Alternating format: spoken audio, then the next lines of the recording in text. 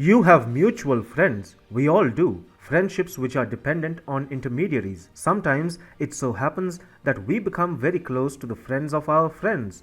But say you have a fight with the friend who introduced you to their friend. Will you stay friends with the friend of your friend? No. The relationship is likely to be shattered. Hell, if your original friend and their friend to which you were introduced and grew close to say they have a fight, it will end up affecting your friendship with the mutual friend once again. China is in a similar position. Poland and Belarus are fighting, and China is about to lose the whole of Europe as a consequence.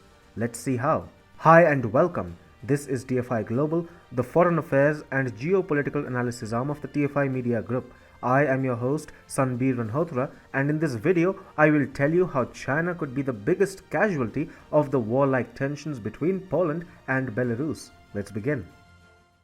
Eastern and Central Europe was always on the preheat mode. With Joe Biden's rise to power in the United States, the region has been turned into a blasting furnace. Tensions are running high between Russia and the European Union, especially between Moscow-supportive countries and those that are committed to the United States.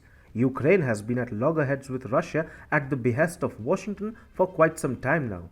Now, tensions are fast escalating between Belarus and Poland to the extent that the supply chains across the region and into Europe could be witnessing major disruptions very soon. However, rising tensions in Eastern and Central Europe seem to have a silver lining. It's not all that bad after all. As it turns out, a spike in tensions between Poland and Belarus hurts Chinese interests magnificently to the extent that Chinese Communist Party-controlled state media is beginning to break a sweat already. Here's what has happened. Polish authorities have decided to suspend freight traffic with Belarus via Kuznitsa railway crossing point.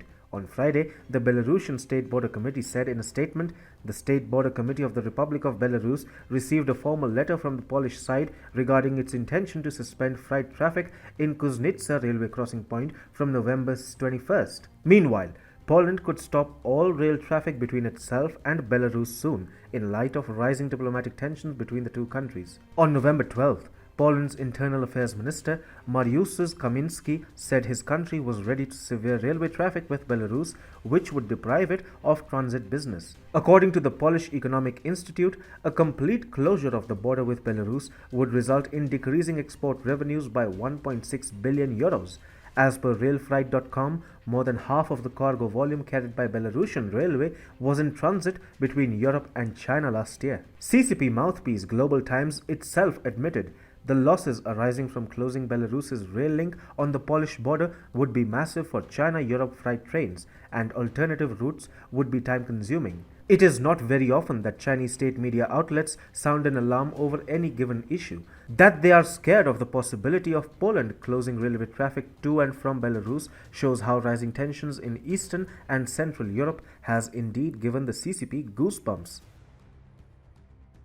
Xu Yuanyuan, manager of Shanxi Further Strategy Supply Chain Management Company, was quoted as saying, "Most of the China-Europe rail cargo goes through Minsk. If we cannot get through via this route, other options including transiting via Lithuania and Ukraine would mean going the long way round, and they are not good choices." According to Jakub Jakubowski, who is a commentator on Eurasian connectivity, China's policy towards CEE, that is Central and Eastern Europe, and the post-Soviet space, Belarus's railway exports consist mostly of bulk goods such as fertilizers, fuels, pitch and other commodities. According to Jakub, the railway trade with China is much bigger in scale than with Russia and consists mostly of electronic and automotive parts and finished products. That means a potential blockade could partially disrupt important EU-China value chains. As tensions escalate between Belarus and Poland and Belarusian President Alexander Lukashenko unleashes refugees and migrants on the European Union, China is one country which, despite being far from the line of fire, will feel tremendous pain. This is because much of China's trade with Europe depends on stable relations between Belarus and Poland. If Poland has said that it is ready to stop railway traffic between itself and Belarus, rest assured it will do so.